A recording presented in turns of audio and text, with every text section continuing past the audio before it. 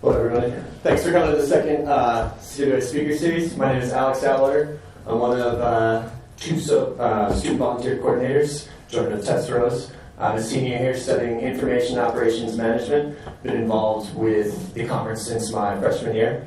For those of you who do not know, the Conference on World Affairs Week is a festival of ideas featuring over 200 panels, 100 speakers, over 5 days, and attracting over 70,000 attendees annually. Over the academic year, we bring you the CWA Speaker Series, formerly known as the CWA Athenaeum. The CWA Speaker Series invites distinguished guests throughout the year as a means of extending the cultural and intellectual environment of the Conference on World Affairs. With that said, this evening it's my pleasure to introduce Mr. Chris Moody, one of the pioneers of the social data industry. Chris right now is the Vice President and General Manager of Data Enterprise Solutions at Twitter.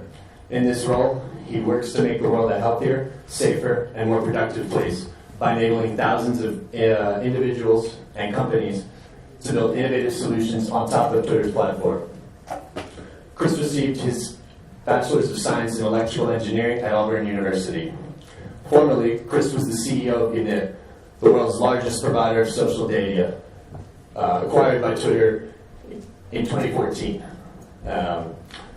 With that said, Chris has done plenty in Silicon Valley to help growing tech companies work with their data strategies. He's additionally the founder and chairman of the largest nonprofit focused on the impact of social data. Chris's views on the impact of global health and safety has been shared with the White House and United Nations. This evening, he'll be joined with Kelsey Erickson, a CU junior studying business administration here at the University of Colorado. Kelsey's been a long-time volunteer of the Conference on World Affairs. And the evening will consist of a live Q&A discussion followed by an audience Q&A with time permitting. Boulder undoubtedly has a thriving tech community, and I'm confident you'll find this discussion of value. With that said, on behalf of the CWA community and CU, I want to thank you for all coming. Thanks. Well, thank you so much, Alex, for that introduction. Really appreciate it. And welcome again, Chris. We're so happy to have you with us tonight. So the audience and I have a lot of questions, I'm sure, and we don't have a ton of time. So we'll start with a simple question to kind of give an overview of what we're talking about. Can you define big data for us in your words? Sure. First of all, thanks for having me. Thanks to Alex for that warm introduction. Don't worry about some of the past parts. I get foggy on the earlier years too. So to be clear, big data is a label, and in technology we love to kind of oversimplify things and create labels. Just as a side note about things that happen in technology, what often happens is, somebody that's pretty smart and really close to a bunch of different things sees a potential trend happening, and they get excited about it, and they create a label to describe what they think it might be, and then they share that idea with other smart people who say, yeah, I was thinking that same thing, and I'm glad we have a name for it. And then some people that are maybe less familiar or less smart start talking about it. And then it goes from a label to a buzzword, and then, God forbid, the marketers get a hold of it, and it goes crazy. And I love marketing, so I'm not bashing marketing, but the marketers get a hold of it, and then it goes really, really crazy, and it gets into this hype cycle potentially where a lot of people are talking about it that know absolutely nothing about it. And then the interesting thing is, and I've been around for a long time, you get to this point where all of a sudden people are like, man, that thing was overhyped. It really didn't live up to its potential. And it's about that time that it actually is becoming real. So, big data is really a label that people use to describe the convergence of a few things that are all coming together at once. And it's really the convergence of data, computing power, and algorithms, specifically artificial intelligence algorithms and machine learning algorithms. And so why now? Why, what does it actually mean? So from a data perspective, it's really about the fact that in the last 10 years and really in the last 5 years, we have become a completely digital world. And what I mean by that is, as human beings, almost everything that we interact with other than other human beings have some kind of processor in them and performing some kind of digital function. And so, like, to put things in perspective, did you want a short answer? To put things in perspective, let's say, when I was growing, let's say you were a working individual in the 80s or even the 90s. You could go days, weeks, months of day-to-day life without really producing any kind of data that would be captured and actionable in any kind of way by a computer. And today, like at this very minute, the vast majority of us are spewing off vast amounts of data as we sit here. Because how many people have a smartphone in their pocket? Right? So that device is sharing data right now. Don't get creeped out about it. Like, right now you're telling T-Mobile or Verizon or AT&T or Sprint or PCS, whatever, like your signal strength, which is really important to them. Like that whole Verizon commercial where the guy's walking around and saying, "Can you hear me now?" That's not actually how they test signals. We're giving them constant feedback about potential problems in their network. Why are people suddenly getting a weak signal here where we suddenly get a strong signal? So in our day-to-day lives, from the moment we wake up, you get in your car is full of sensors. You get to work, almost all of your communication is happening in some type of digital form these days. We're wearing personal devices that are tracking all this information. So we have these computing devices weren't. Did you want a short answer?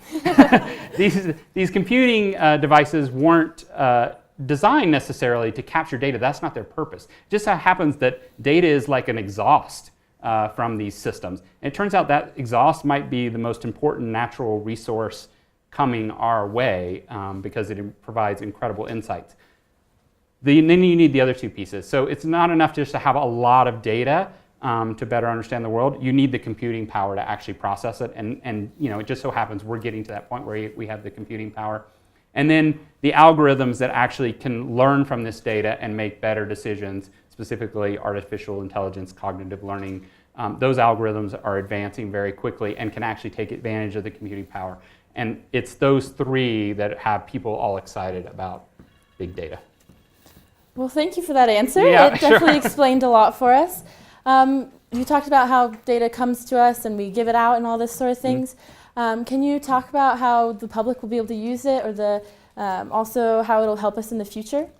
Sure. So, to be clear, we're all reaping the benefits of big data already. There's no doubt that as consumers, we're getting better products today than we were before, because companies are able to make better decisions based upon all the data that's being shared with them, and we're getting better services.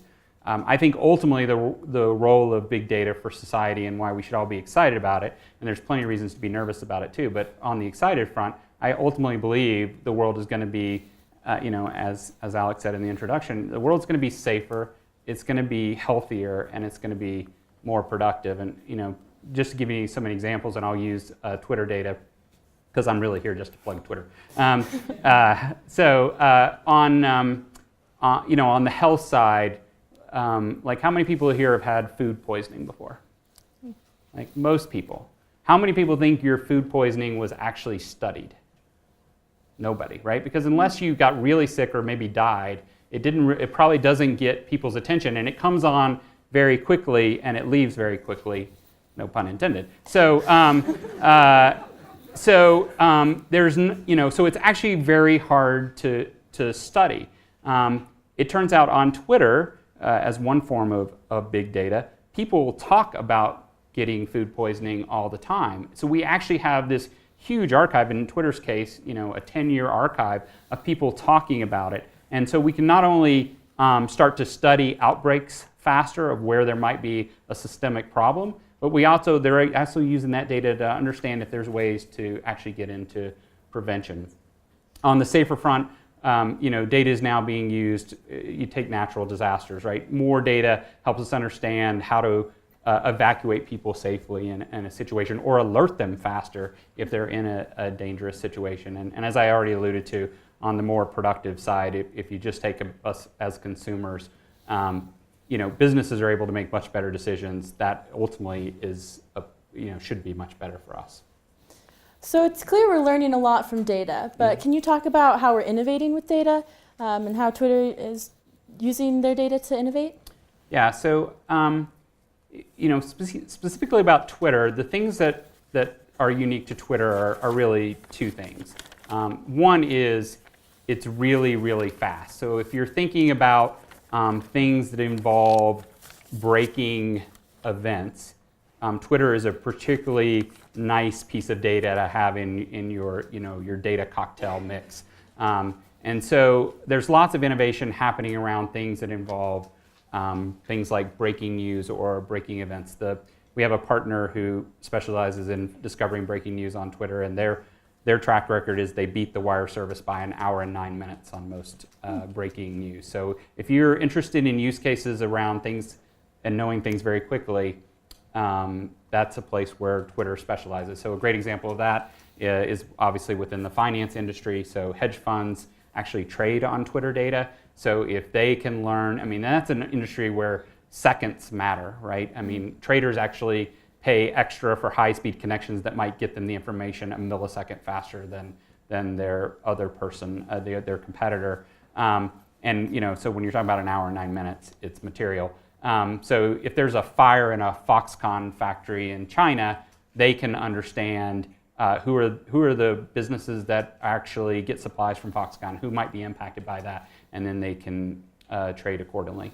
And then the other special kind of innovative piece about Twitter is it's really about consumer insights. And I've been in business for 27 years now, and I've worked with many of the largest companies in the world. And it's amazing to me, even at these enormous companies, how little they actually understand about their customers.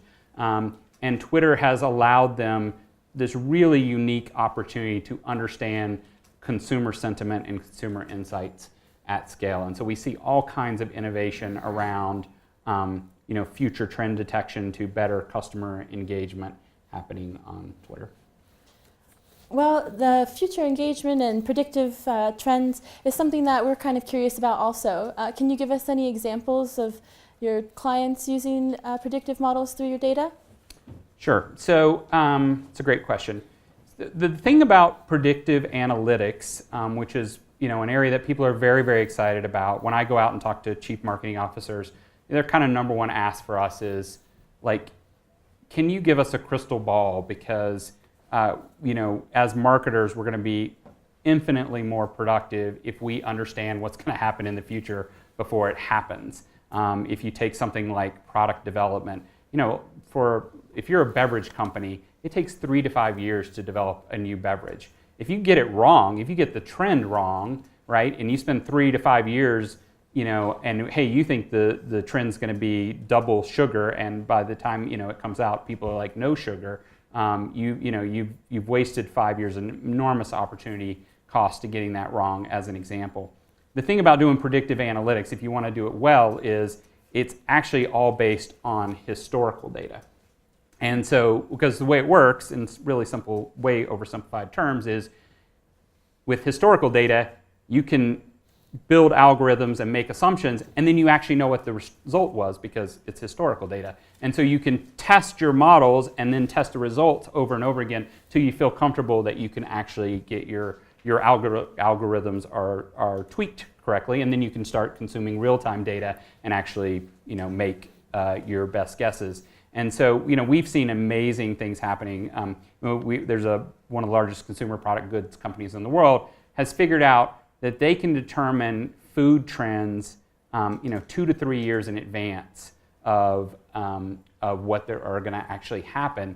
And part of that is understanding the types of conversations that spin up around a new trend, but also the locations where those happen. It turns out most food trends throughout the world start in San Francisco, as an example. If you're interested in understanding hair color trends, which change about every 2 to 3 years, you have to go to Japan or South Korea. That's where hair color trends start. And so you start listening to the conversations and analyzing the conversations there, and then use your predictive models. I feel like I'm giving you really long answers. Or if you No, fall I asleep, appreciate I it. won't be offended. No. You're telling us all the details. It's awesome. So you've kind of talked about the pros of big data. Can you talk about any of the challenges of data strategy? It's mostly challenges.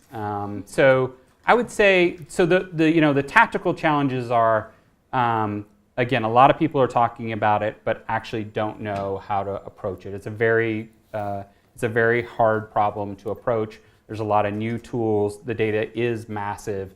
And so a lot of people are saying, we want to be more data-driven. They really just want to be more insight-driven, but how do you get from data to insights? So there's just an overall knowledge problem. And it's a big part of what I spend my time doing is trying to at least start to bridge the gap there. But I would say the broader challenge for us as a society is, how would I describe it? It's like it's value exchange. And so, whoever is giving data needs to be receiving value back that feels equivalent, right? So if I said to you, hey, Kelsey, if you'll share your location with me, then I'll promise to alert you anytime there's a weather event that might impact you. If there's a tornado heading your way or a severe ice storm, you might say, hey, that's a reason, and this is a real life example. If you go to the weather app, you can say, I want to sign up and be alerted if I'm in danger in my area. And you might, and as consumers, some of us might say, hey, that's an easy trade-off. I'd like that value exchange. And some of us might say, I don't want anybody to know where I am ever, especially my spouse or whatever it is. We all make those value trade-offs. And when, especially on the commercial side, when we get really excited about these types of breakthrough technologies, we, as engineers and as scientists, we get really excited about what's possible without really taking the other side of the equation, which is, well, what's the cost around that? And so ultimately, we have to develop the social norms around these value exchanges that says, whenever I'm giving data, I should be receiving equivalent or greater value in return. And that's just something that's going to take time to work through. All right, thank you for that answer. You kind of briefly mentioned the size of data, and we're kind of curious about that. Can you talk about the volume of data that Twitter deals with on a regular basis and kind of put it into our frame of mind? Yeah, well, I don't know what your frame of mind is, but so think about it this way. In terms of on a day, you can think, in the neighborhood of half a billion tweets every day. Tweets per second that come in during high periods of time, 20, 30, 40,000 tweets per second coming in. And actually, and this is why some people, I don't like the big data term for a lot of different reasons, but a lot of people don't like big data because they would argue it's really actually not about big data, it's about small data. It's about taking those 30,000 tweets per second and finding the information that's relevant for you, which might be a single tweet. I mean, we've had customers tell us that a single tweet was worth, $1 million to them, right? If you're a company and you figure out that your cell phones are exploding before the media does, and you can address that problem, like how much is that worth to you? Purely hypothetical.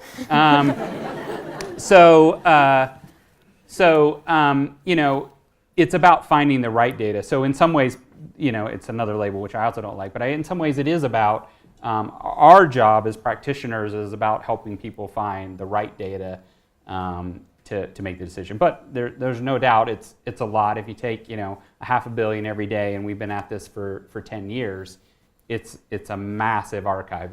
I often describe the Twitter archive as the largest searchable archive of human thought that's ever existed.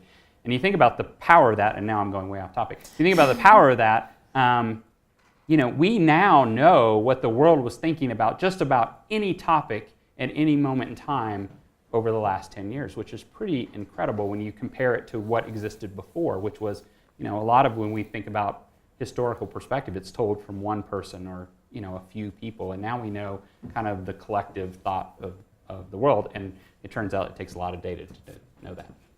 It certainly adds up. There's no doubt about that. You kind of talked about this. You touched on it briefly earlier. And I'm kind of curious if you can talk more about Twitter's stand on the issue of privacy versus protection and kind of that you get something if you give something. Yeah. The thing to know about Twitter is when we kind of go through our pecking order of what makes sense or not, our first question is this in the best interest of our users? And then the second question is this in the best interest of our users? And the third question is, are we sure this is in the best interest of our users? And after we've gone through that, and if the answer is an emphatic yes, then we'll look at what the output of that might be. Because the reality is, I mean, for us, the value equation is very simple. We have access to this enormous, valuable asset of data because people are willing to contribute their thoughts. If we lose their trust, and we do occasionally lose people's trust. If we lose their trust, then they'll stop using the platform. If you contribute data to our platform and the output of that is that you get a bad experience, then you're gonna stop using. You're gonna potentially stop using the platform. So for us, for lots of good ethical reasons, but also for self-preservation reasons, there's no difficult line. It's really, really simple. Users come first. We're very fortunate in the fact that our platform is public data. So the vast, vast majority of people that use Twitter are using it because they want to be heard. That differentiates us from a lot of other social networks where their data may technically be public because it's in a very long legal agreement that you click through when you signed up for their service. But your expectation is that your data is private. When people use Twitter, they don't expect that their tweets are private unless they mark their account private. So, and from a data platform perspective, we only provide the public tweets. Well, I can certainly appreciate that. We like to protect ourselves, I suppose. Kind of talking about the users of Twitter, would you say there's one demographic that's most active on Twitter? The great thing about Twitter, and I think we're finally, after 10 years, doing a better job describing what Twitter's about. Twitter is about finding out what's happening now. Our CEO, Jack, who's also a co-founder of Twitter and sent the very first tweet, he says using Twitter ultimately should be like looking out the window. Like if you want to know what the weather is, the first thing you do is probably look out the window. And for more and more for people, when they want to know what's going on right now, they open up their phone and they look at Twitter, say what's happening right now. And so, for us, what was the question? Talking about the demographics. Oh, yeah. So the good news is everybody wants to know what's happening now. So increasingly we see this really diverse demographic of people that are using Twitter, because it turns out that like breaking news is important to everyone. And then you start to break it down by conversation. So obviously, a lot of sports skew male, but there's music, there's fashion, and so there's really something for everyone. The platform skews slightly younger, but it's amazing how many people here actively use Twitter, please. Yeah, begrudgingly. So increasingly the audience is really diverse. Awesome. And you kind of talked about these newsworthy events. Would you say there's a big shift of the demographics when those happen, or a lot more people jump on, or? Yeah, I think it's very topical. So it kind of depends on the topics that interest you, right? We saw a bunch of new people come to the platform around the election that wanted to be more involved in the conversation. And so that brings maybe some new folks that weren't on the platform before. But it's ever changing. And for some of us, I'm probably on Twitter once or twice an hour. For me, Twitter is really about kind of what's happening in the world that relates. It's mostly a work tool for me. Like I follow the people that are interesting to me, that are in the same field as me or in tangential fields, and then I follow my favorite sports. And so I find I just have an insatiable need to be on all the time. Other people are kind of around like, hey, I'm gonna tune in around specific sporting events or specific music events or whatever it happens to be. Awesome. So continuing talking about the users on Twitter, can you talk about the power of Twitter and how users utilize it? Yeah, I mean, I really think that Twitter is about giving a microphone to every person on the planet and giving everybody a chance to be heard. And that is, there are many use cases for Twitter, but that is definitely the most powerful. And we've seen, time after time, these very powerful uses where people that maybe would not have been heard. Were heard, and in some cases, action taken to. I think that is really the power of the platform. That combined with the fact that it's so damn fast, and so you can be heard, and and maybe action from that could come very quickly. Again, if you think 20 years ago, if you wanted to be heard, what would you do? You maybe write a letter to the editor. Right, and now all of us have the power of tweeting and having, a potentially very large audience engage if the message resonates. Definitely, and users often like to share media, including video. What would you say Twitter's vision for video is in the future? So I think it starts with the premise that Twitter is about what is happening now. And so our best uses of video are around live experiences. So interestingly enough, we'll see if it works. Right now, if you're not aware, let's see if it's actually happening. I don't know what time it is. Yeah, so right now we're streaming the Thursday night NFL game. On Twitter. Oh, sorry. I won't tell you what the score is. Oh my gosh. And it's a perfect Twitter experience because the reality is a lot of people now watch television while they're on Twitter, and they're absorbing the content, and they're commenting about it. And now we put both of those experiences. People talk about the second screen. Our theory is why do you need a second screen? It should just be one screen. And so now you can watch the game and see all the content coming across, which is really powerful. One of our challenges is actually the content is faster than the video stream. So people go, oh my gosh, touchdown, and then they see it on the video. So so that's so we're really thinking about video as it applies to live experiences. We have Apple's app of the year last year was an app called Periscope, which is a Twitter app, which allows anybody to share live, makes everybody, a broadcaster, be able to share their experience live. Last week there was a bobcat in my yard, so I went live, and I had people from Japan and Africa tuning in and asking me questions about bobcat. I'm like, I don't know anything about a bobcat. It's just there's one in my yard. I don't, but again, that's about a shared live experience. When it comes to, more information-based sharing, in a lot of ways, tech still rules the day. An organization called Pew Research last month came out and did a study, and they said, your generation would prefer to receive the news via text. People 60 and older would prefer to watch the news. And so that's shifting. So I don't think we're about everything should be video because, I think video is a very specific thing. But if you're, again, the next generation is in the I want information fast and I consume it very, very quickly, and hopefully it's in the form of an emoji. And so, that's, so we certainly need to plan for that. And I think Twitter, with its 140 character base, is well suited for that. Definitely. So we're going to switch gears a bit now and talk about a little bit something different.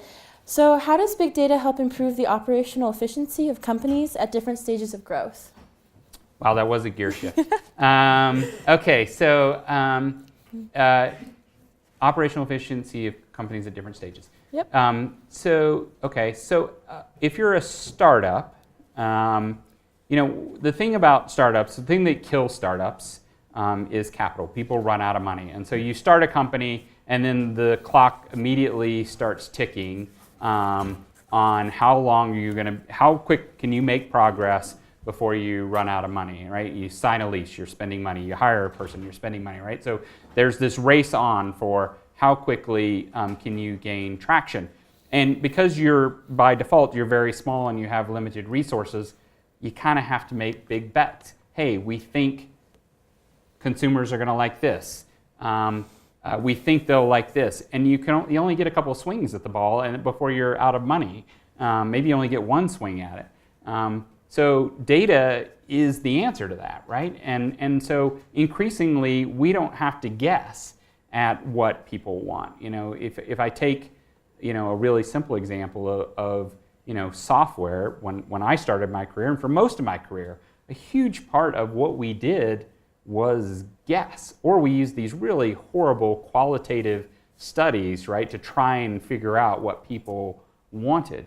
Now with data, it's completely empirical. You look at how people are using the app. Every day you're using an app on your phone, you're constantly sending feedback to the developers about how you're using the application. They can look at that and they can improve that. And so we're taking a lot of the guesswork out. So for early stage companies, it's about making big bets with much better context.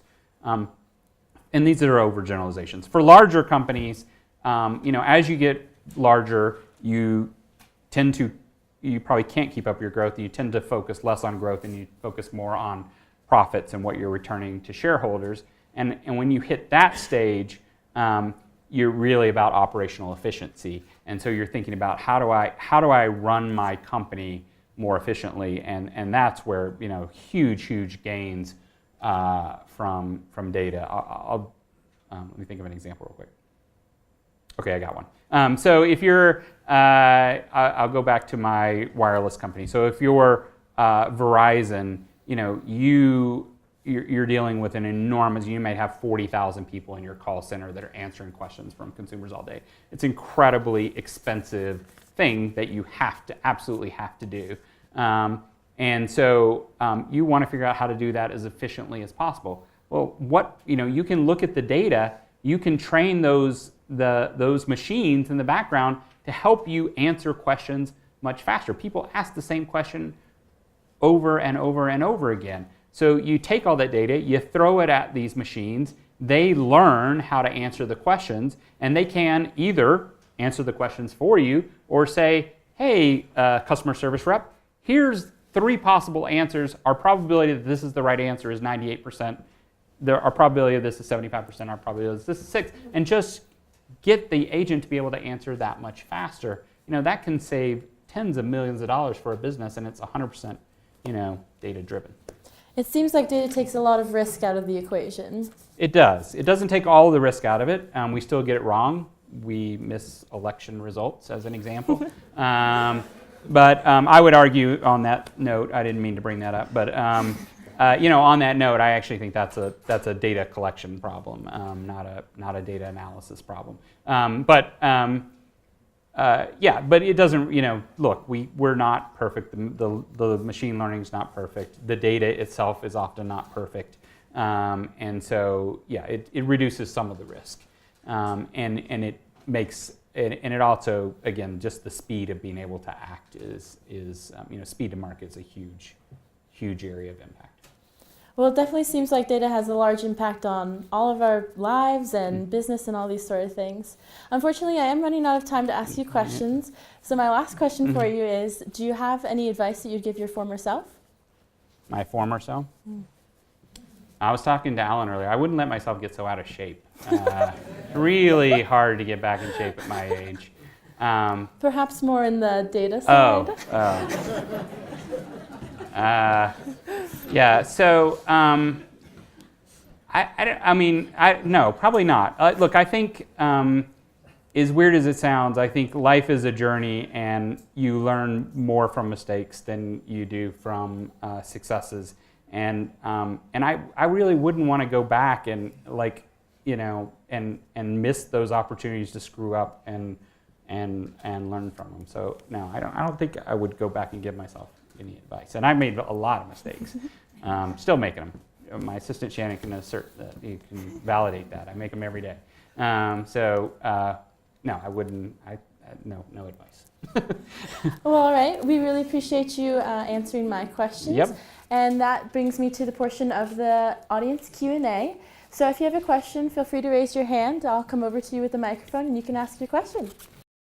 So obviously Twitter has a lot of uses and purposes. I'm just thinking, sports, elections, people just speaking their mind.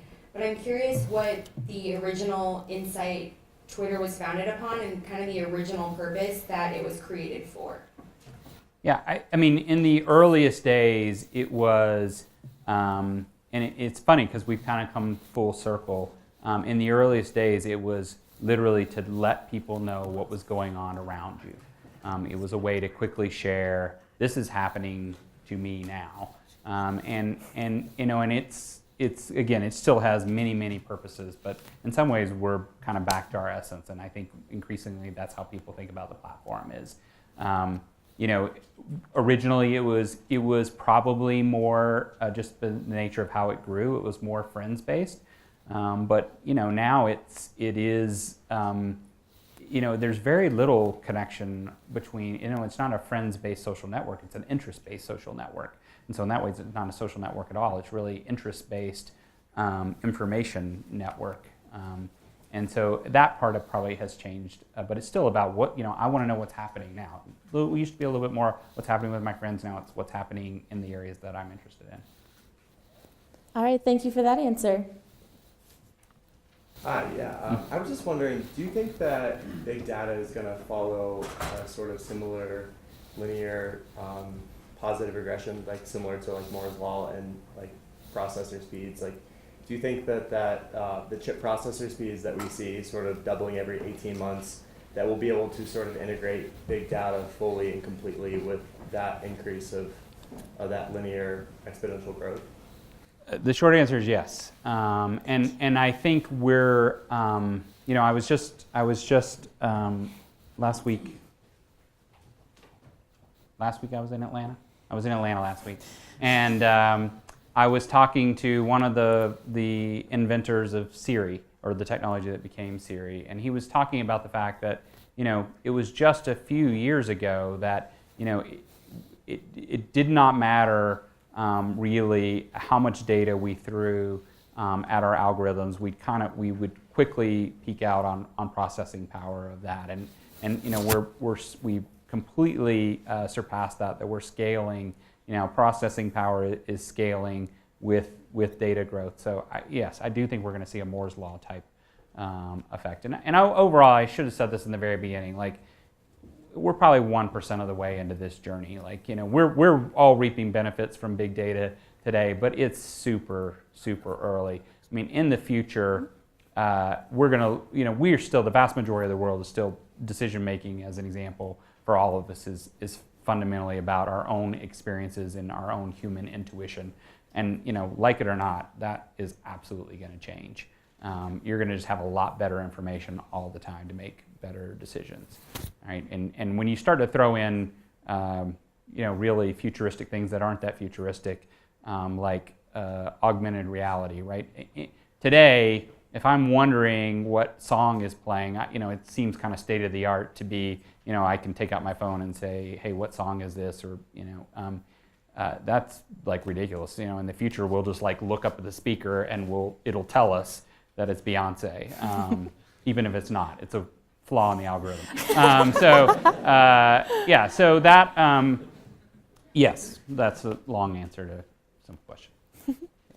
Any other student questions? I There's one. have a question. And it's more about the users and advertisers Uh-huh. and kind of what that circle is. And do you think users are, normalizing that advertisers are on there? Will there ever be a point when it gets too diluted with advertisers? Yeah, that's a great question. So, and I think, who here thinks advertising is a good thing? Oh, that's good, yeah.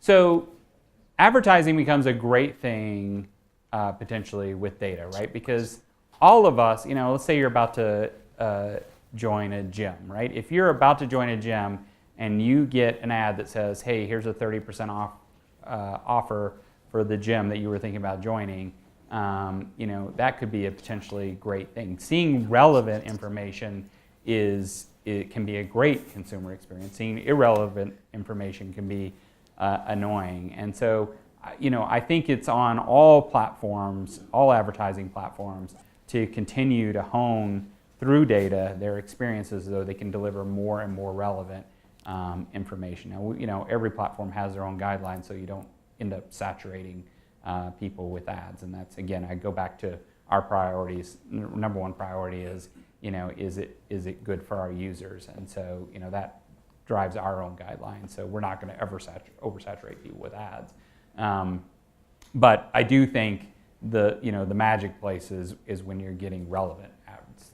That's what consumers really want, and they're happy to receive, mostly. In what ways did Twitter influence the minds of users regarding this past election and impact the outcome? Yeah, I honestly don't know. I'm not sure a great way to answer that. What I think we saw in this election is people emphatically talking to other people like them, and we saw a pretty big divide in that, in terms of people tend to follow people that either they're intrigued by their interest or in many cases have similar interests. And so you had a lot of conversations with people that had one view, all emphatically talking to each other, and then you had other people with different, very different views, all emphatically talking to each other. And I think that is in some ways what was, caused the surprise is, you found people saying, I can't think of a person that that thought this view, or whatever it happened to be. So I think it plays a huge role. I think Twitter is an enormously important platform for political conversations. I think there's a missed opportunity, and I kind of alluded to this earlier, and I'm kind of now sorry that I brought up the election, but you need to realize that polling, which is what most of us base our insights on what might happen in an election result, the process for doing that today is still incredibly archaic. I mean, most polls are conducted by calling people on their home phone. All right, how many people have a home phone?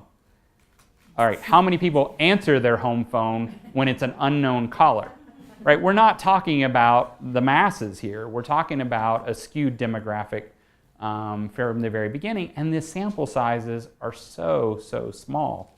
There are opportunities, and we did see some lesser-known firms that did some really excellent analysis on Twitter data to do a much better job of predicting the outcome. And so, one of the things that you have to realize is when it comes to things like research or ratings or polls, those are all very established industries with really,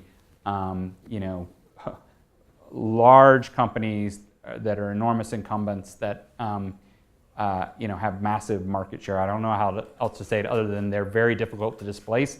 They're not particularly innovative. In fact, they don't really want innovation to happen because they might potentially lose market share. And so it takes a while to hit a tipping point. I think this election it will be one enormous tipping point because so many people got it wrong. Well, I think we can stop thinking about that day and continue with another question. Any more students who would like to ask? Did I see you over there? Okay. All right, we have time for one or two more questions.